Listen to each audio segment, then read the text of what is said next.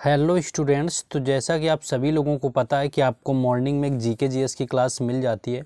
तो यहाँ पर आज आप लोगों को मॉर्निंग में नहीं मिल पाई है, तो यहाँ आज हम आप लोगों को इवनिंग टाइम प्रोवाइड कराने वाले हैं। और जो आपकी इवनिंग की क्लास होती है यहाँ पर एसएससी एमटीएस के रिगार्डिंग इंग्लिश की, वो भी नहीं मिल पाएगी क्योंकि उसके ऊपर थोड़ा वर्क कर रहे हैं। आप लोगों के लिए पूरा एक मैराथन होने वाले हैं, जो कि आपका जो मैराथन है यहाँ पर ये वोकैबलरी का होगा। यानी कि जितनी भी लास्ट ईयर में आपके एसएससी एमटीएस में वोकैबलरी पूछी गई हैं, उन सभी वोकैबलरी यहाँ पर हम एक साथ करवा देंगे। ठीक है, चलिए शुरू करते हैं। पहला क्वेश्चन, जैसे कि पहला क्वेश्चन आपका दिया हुआ है कि तमिलनाडु की सबसे ऊंची चोटी कौन सी है। अगर तमिलनाडु की बात कर ली जाए कि इसकी सबसे ऊंची जो है आपकी चोटी कौन सी है, तो दोद्दा बेटा आपका हो जाएगा।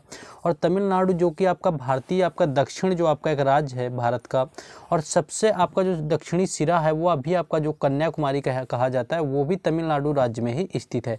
बाकी नीलगिरी पहाड़ियों में आपकी दोद्दा बेटा आता है, जो कि सबसे ऊंचा है, जिसकी ऊंचाई की बात अगर कर लें तो ऑलमोस्ट 2637 मीटर के अप्रॉक्स आपकी होती है। तो आपकी दोद्दा बेटा जो है आपका तमिलनाडु की सबसे ऊंची चोटी यहाँ पर हो जाएगी। नेक्स्ट क्वेश्चन है कि धुआंधार जलप्रपात किस नदी पर स्थित है। अगर यहाँ पर धुआंधार जलप्रपात की बात करें कि कौन सी नदी पर स्थित है, तो धुआंधार जो जलप्रपात है आपका भेड़ाघाट में नर्मदा नदी के तट पर आपका स्थित है। यानी नर्मदा नदी इसका हो जाएगा, जहाँ पर आपका धुआंधार जलप्रपात भेड़ाघाट आपका स्थित है, जिसकी ऊंचाई की कुल बात करें तो आपका 30 मीटर यहाँ पर रखा हुआ है। और आपका राज्य पूछ लिया जाए कि आपका किस राज्य के अंतर्गत आता है, तो मध्य प्रदेश के जबलपुर जिले में आपका आता है। यानी मध्य प्रदेश राज्य में आपका धुआंधार जलप्रपात स्थित है, जो कि नर्मदा नदी के तट पर है आपका। तो आपको सारी चीज़ें याद रखनी है कि किस राज्य में आपका आता है, किस नदी पर बना हुआ होता है। ठीक है, तो ये सारे जब फैक्ट आप याद रख के चलेंगे तो आपको आसान वहाँ पर हो जाएगा, क्योंकि इन्हीं से आपका क्वेश्चन ऑलमोस्ट बन जाता है। नेक्स्ट करंट का क्वेश्चन है कि हाल में ही राष्ट्रीय जांच एजेंसी के महानिदेशक के रूप में किसे नियुक्त किया गया। अगर राष्ट्रीय जांच एजेंसी की बात करें आपके, यानी कि जो आपकी एनआईए होती है, उसके वर्तमान में अगर बात कर लें कि महानिदेशक के रूप में किसे नियुक्त किया गया है, तो केंद्र सरकार आईपीएस दिनकर गुप्ता का जो है आपका राष्ट्रीय जाँच एजेंसी का महानिदेशक नियुक्त किया गया है। यानी आईपीएस जो दिनकर गुप्ता है यहाँ पर राइट आंसर हो जाएगा। जो कि आपके एनआईए की बात करें तो आपके जो देश विदेश में आपके आतंकवाद से जुड़े मामले होते हैं उनकी जांच करती है एनआईए, और इसकी स्थापना आपके 2005 में की गई थी। तो ये आपका जो एनआईए होता है आपका नेशनल आपके इन्वेस्टिगेशन एजेंसी आपका, ये स्पेशली टेररिज्म यानी कि आतंकवाद के लिए आपके काम करती है। आगे बढ़ेंगे, लेकिन उससे पहले कि जिन लोगों ने अभी तक जो आपकी 2 से 19 मई की एक्स्ट्रा फैक्ट की पीडीएफ तैयार की गई है 1000 प्रश्नों को मिलाकर, और अगर आप लोगों ने नहीं ली है, जिनका एग्ज़ाम आपका 13 से 20 जून के अंतर्गत होना है, तो आपको परचेज़ कर लेना है, क्योंकि बिल्कुल रामबाण पीडीएफ है। शुल्क आपका ना के बराबर मात्र 20 रुपये रखा गया है। और बाकी व्हाट्सएप नंबर आपको दिया गया है, तो व्हाट्सएप नंबर जो आपको यहाँ पर दिया हुआ है गिवन है, इस व्हाट्सएप नंबर पर आपको कॉन्टैक्ट कर लेना है, जिसमें कि आपके 1000 प्रश्न एक्स्ट्रा फैक्ट के साथ में मिल जाएंगे। तो आपको जिनको परचेज़ करना है आप कर सकते हैं, व्हाट्सएप नंबर है, आपको शुल्क भी पता है। बाकी चलिए अपने आते हैं जीएस की क्लास में कि क्या आपका था वहाँ पर। नेक्स्ट क्वेश्चन, अब आगे हम लोग बढ़ेंगे।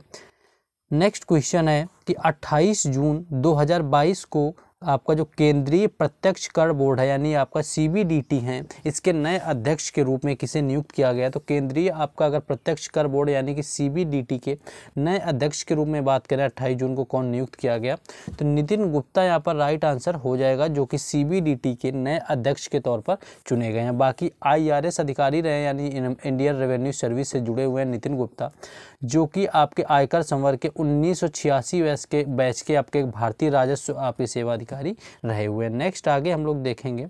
नेक्स्ट आपका है कि भारत के किस दर्रा में सबसे ऊंची सड़क बनाई गई। तो अगर बाकी बात कर लें कि भारत के किस दर्रे में सबसे ऊंची सड़क बनाई गई है, तो दुनिया की जो सबसे ऊंची सड़क है जिस पर आपके मोटर वाहन चलाए जा सकते हैं, वह आपके पूर्वी लद्दाख के उमलांग दर्रे पर आपकी 19,300 फीट की ऊंचाई पर स्थित है। और इस सड़क का जो नाम है वो Guinness book of world record में भी दर्ज किया गया है। इस ऊंचे पहाड़ी दर्रे से होते हुए आपने बीआरओ ने क्या किया है, आपका 52 किलोमीटर लंबी सड़क बनाई हुई है। यानी और बीआरओ की बात कर लें आपका, तो बॉर्डर रोड ऑर्गेनाइजेशन नाम की एक संस्था होती है, जो कि आपका जो आपके सीमाएं होती हैं किसी भी देश के अंतर्राष्ट्रीय, उन सीमाओं पर जो रोड बनाने का कार्य है वो बीआरओ के द्वारा किया जाता है, बॉर्डर रोड ऑर्गेनाइजेशन। नेक्स्ट आगे बढ़ेंगे। नेक्स्ट आपका क्वेश्चन है कि अनफिनिश्ड किस अभिनेत्री की आत्मकथा है। तो अनफिनिश्ड आपकी मोस्टली कई बार पूछी जा चुकी है और कई बार आपकी पूछी जाती है अनफिनिश्ड। तो अनफिनिश्ड अगर बात करें तो बॉलीवुड अभिनेत्री प्रियंका चोपड़ा जोनस द्वारा लिखी गई आपकी पुस्तक है अनफिनिश्ड। तो आपको याद रखना है कि यहाँ पर प्रियंका चोपड़ा राइट आंसर हो जाएगा, जो कि आपकी अनफिनिश्ड संस्मरण आपकी लिखी गई है।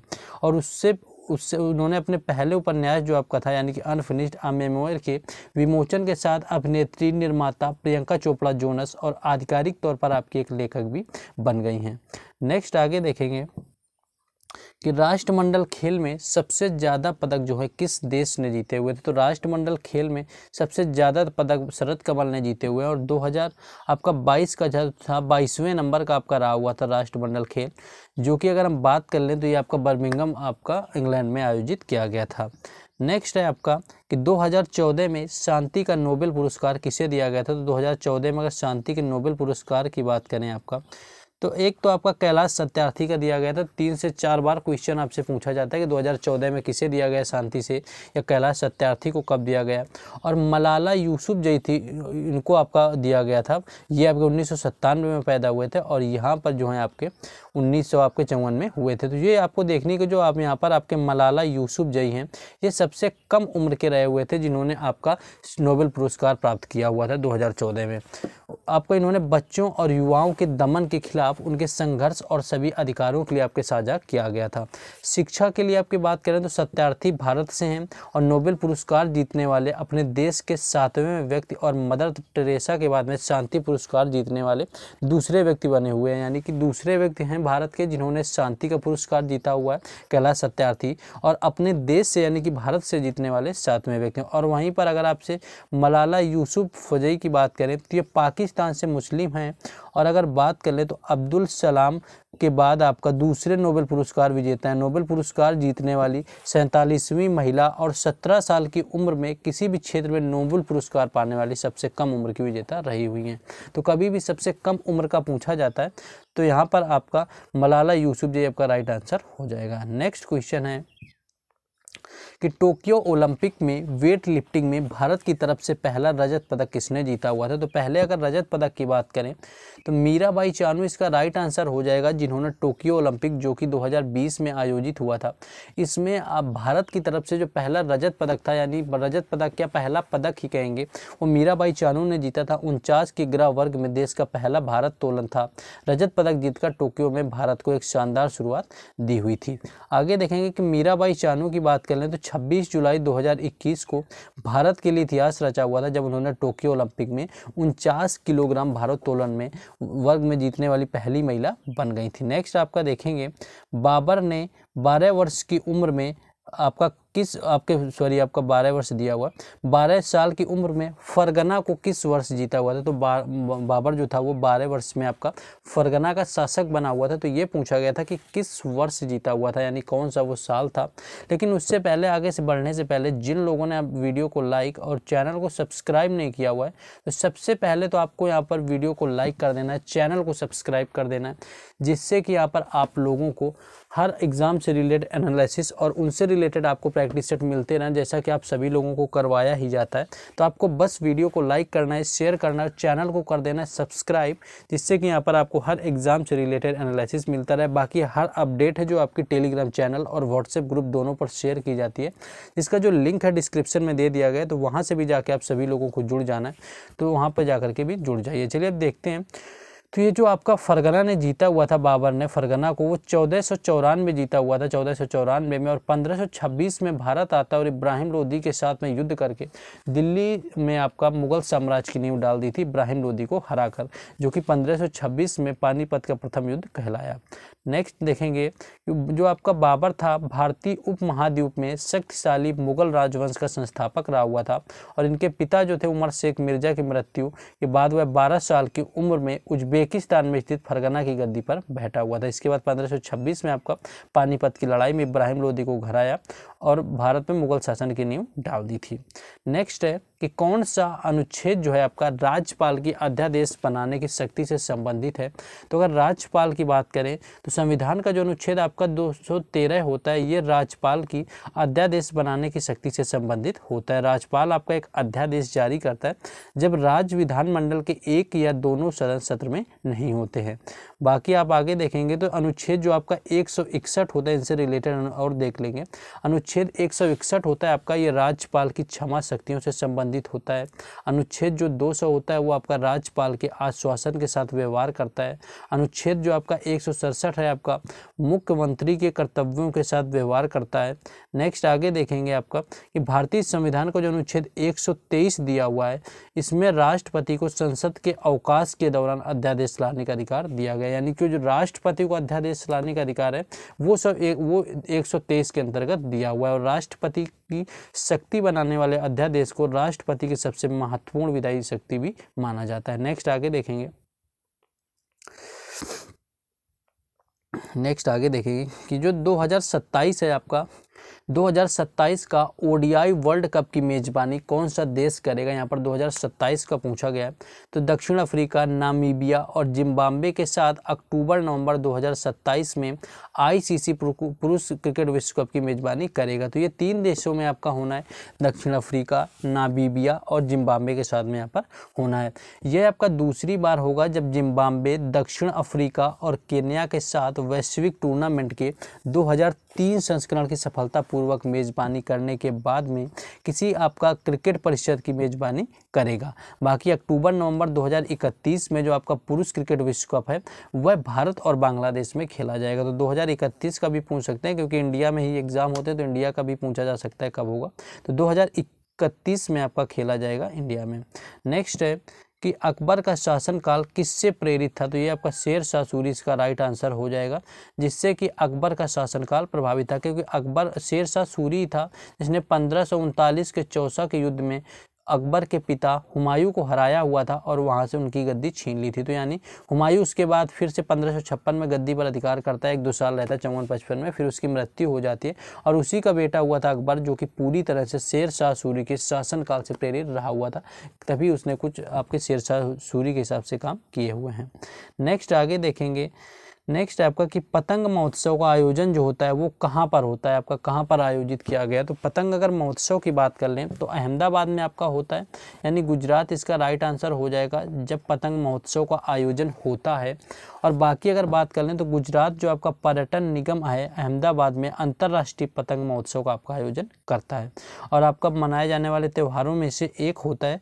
और जो आपका आयोजन है ये 2023 में 14 जनवरी 2023 को मनाया जाता है। 14 जनवरी का मतलब आपका होता है कि आपका यूपी और यानी कि उत्तर प्रदेश और हरियाणा में जो है आपका खिचड़ी के त्यौहार के रूप में मनाया जाता है। पंजाब और हरियाणा में आपका लोहड़ी मनाया जाता है। बाकी तमिलनाडु वगैरह में आपका पोंगल के नाम से मनाया जाता है। हर राज्य में आपका अलग अलग तरीके से मनाया जाता है। तो उसी तरह 14 जो आपको जनवरी का है ये पतंग महोत्सव के तौर पर गुजरात और अहमदाबाद में मनाया जाता है और मकर संक्रांति को ये आपका पतंग उत्सव आपका एक तरह से कहा जाता है।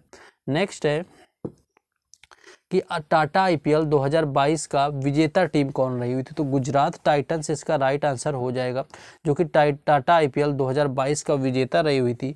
और इंडियन प्रीमियर लीग जो आपका 2022 का समापन आपका नरेंद्र मोदी स्टेडियम में आपका किया गया था। उद्घाटन आपका चैंपियनशिप जो था राजस्थान रॉयल्स को हराकर ट्रॉफी के साथ में यहाँ पर जीता हुआ था।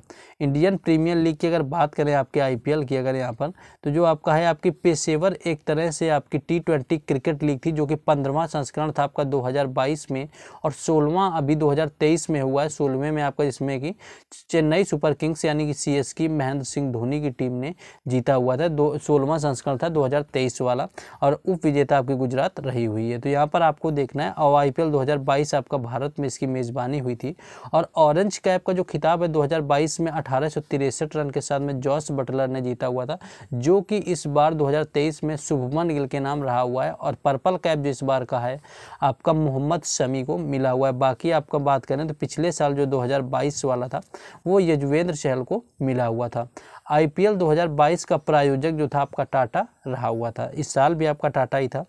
नेक्स्ट देखेंगे आगे, नेक्स्ट है आपका कि संतोष ट्रॉफी 2023 किसने जीता हुआ है। तो संतोष ट्रॉफी की अगर बात कर लेंगे तो कर्नाटक इसका राइट आंसर हो जाएगा, जो कि संतोष ट्रॉफी 2023 का विजेता रहा हुआ है।